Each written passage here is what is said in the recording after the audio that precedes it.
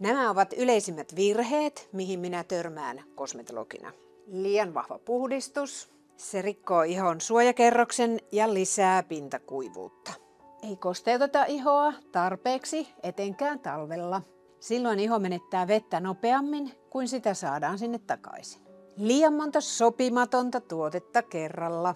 Iho kuormittuu ja menee epätasapainoon. Parempi valita ne muutamat, jotka oikeasti toimii. Mä voin auttaa siinä sinua. Kuorinta liian usein. Iho ärsyyntyy ja punoitus lisääntyy. SPF puuttuu. UV aiheuttaa ennenaikaista ikääntymistä ja siltä kannattaa suojautua.